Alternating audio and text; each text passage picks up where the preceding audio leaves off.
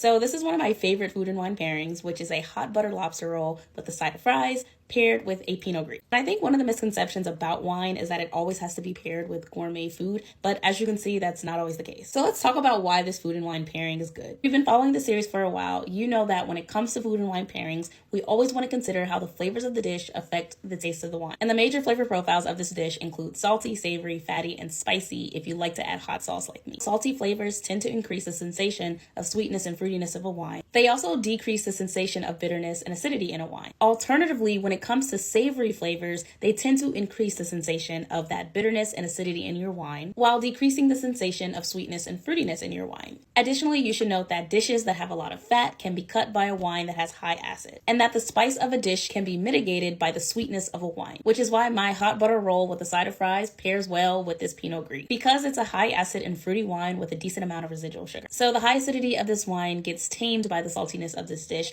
and also helps mute the butteriness of this dish. Also, the saltiness of this dish helps elevate the sweetness and fruit flavors of the wine despite it also being savory.